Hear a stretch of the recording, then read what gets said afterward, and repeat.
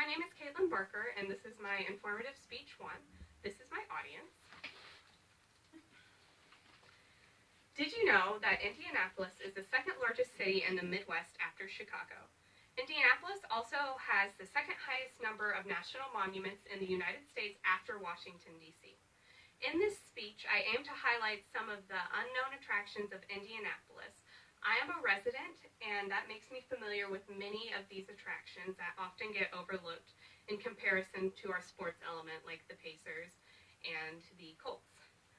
3 of the attractions I'm going to talk about today are the Indianapolis Museum of Art, which has a large variety of art, the Soldiers and Sailors Monument, which is at the heart of the city, and the Children's Museum, which is the largest museum of its kind. The Indianapolis Museum of Art has over 50,000 different works. There is a large Impressionist and Asian art collection. The Impressionist collection includes such artists as Monet and Georgia O'Keeffe. One of the unique things about the Indianapolis Museum of Arts is its grounds. On the grounds, there are several attractions, such as Oldfields, which is an old house that the Lilly family used to live in. It was built in about the 1920s and was donated to the museum along with the grounds. On the grounds, there is the Art and Nature Park, which is a park with modern art installations that aim to be somewhat of a bridge between art as well as being an attraction to kids. Something unique about Indianapolis is the Soldiers and Sailors Monument.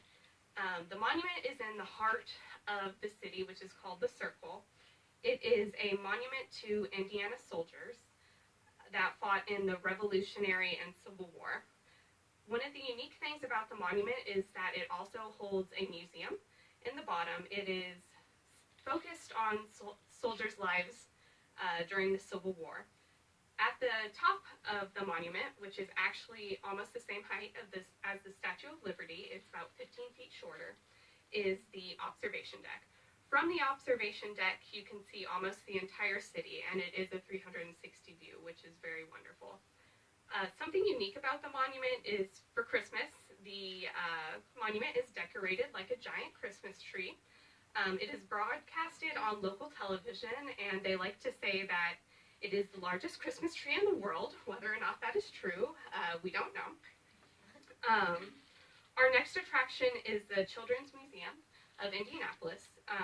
The Children's Museum is actually the largest children's museum in the world. It's considered to be the gold standard for museums of its type. It is a very interactive museum. It aims to have exhibits that appeal to both children and adults. For example, there's exhibits where you can touch like dinosaur bones or watch an archaeologist clean a cannon. One of the really unique things about the Children's Museum is the Dinosphere, which, as it says, is devoted to dinosaurs. In the Dinosphere, there's several skeletons. One of the most notable one is Bucky, which is a female Tyrannosaurus Rex. It is almost a complete skeleton. There is also the Broad Ripple Carousel, which is turning 100 years old today at the top of the museum.